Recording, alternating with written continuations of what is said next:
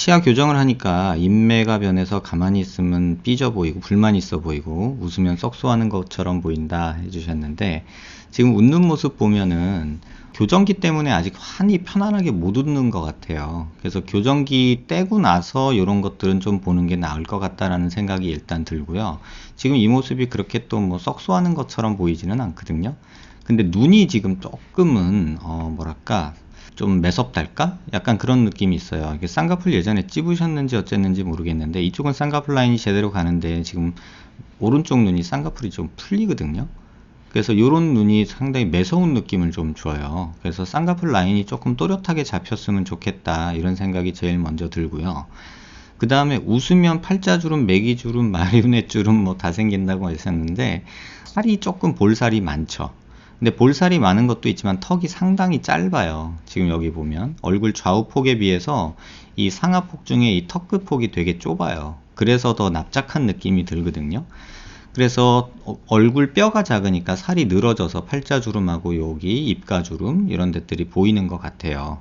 그래서 지금 이 상태로 보면은 앞광대 볼륨도 조금 꺼져 있고 팔자도 꺼져 있고 비순각도 너무 꺼져 있는 느낌이 있어서 조금 올려주고 싶고, 코는 지금 필러 맞은 상태여서 괜찮은 모습인데, 이게 필러를 맞은 지 작년에 맞았단 말이에요. 그러면 지금 이게 필러가 남아 있는 건지 아니면 워낙에 코가 이 정도인지 그거는 조금 모르겠어요.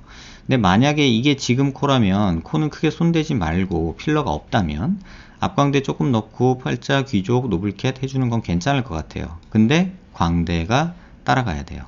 지금 보면 제가 광대 수술을 막 적극적으로 권하는 편은 아닌데, 관자놀이가 꺼져 있고 광대가 튀어나오고 여기가 꺼져 있으면 여기가 불룩해 보이거든요. 그럼 이 각도 사진에서 광대는 좀 커 보이면 광대를 줄이자고 해요. 그렇다고 뭐 얼굴이 아주 뭐 대빨 작아지냐? 그건 아니에요. 하지만 일단 여기서 이 불룩한 느낌을 조금 지워주는 게 조금 환자분한테는 도움이 될 것 같다는 생각이 들어요. 왜냐하면 좌우가 넓기 때문에. 그래서 광대를 좀 해주면서 중안면부, 노블캣 이런 거 해주는 거는 괜찮은 선택일 것 같아요.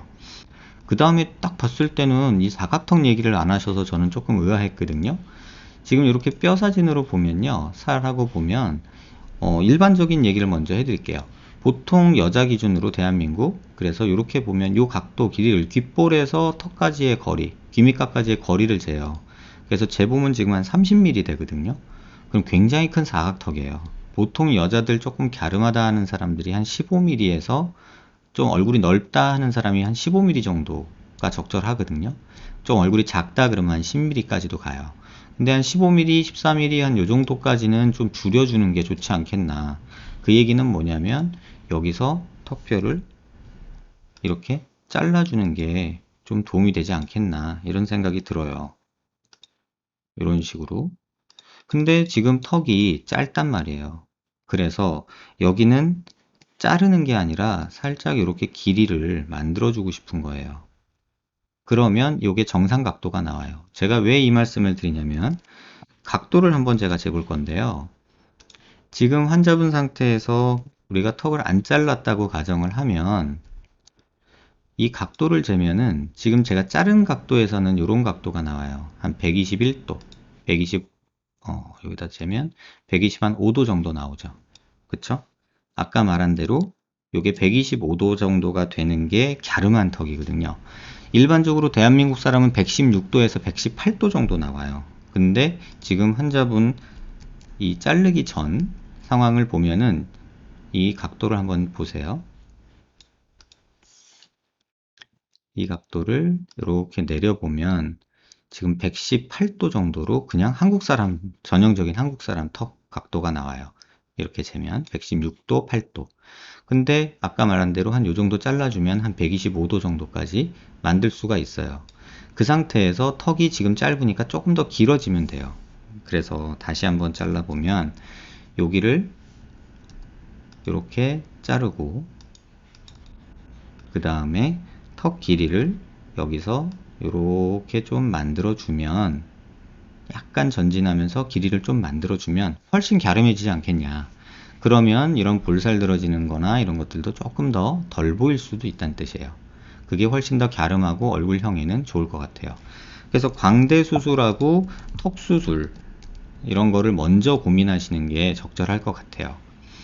그 다음에 뭐 제일 효과 있는 곳은 제가 볼 때는 턱인 것 같아요.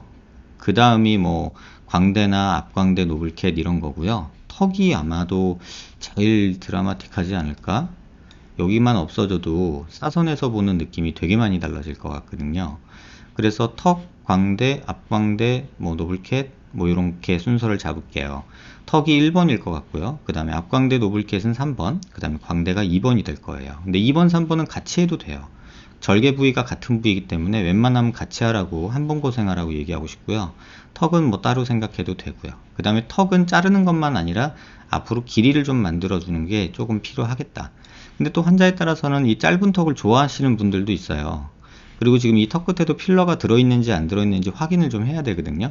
그래서 정확한 수술 계획은 여기 필러를 녹이고서 생각을 해봐야 될 것 같은데, 어쨌든 턱은 짧아요. 그래서 그 부분을 한번 잘 생각해 보셨으면 좋겠고요. 단순히 지금 상태에서 뭐 팔자주름, 앞광대주름 뭐 이런데 보형물 넣는 것보다는 전반적으로 얼굴형을 조금 정리하는, 그러니까 광대 나온 거를 좀 정리해주고, 그 다음에 사각턱 나온 거를 좀 정리해주고, 턱 짧은 걸 정리해주고, 그런 다음에 중안면부, 뭐 코를 높인다던가 앞광대 또는 팔자, 노블캣 뭐 이런 데를 신경 쓰는 게 순서적으로 맞을 것 같아요.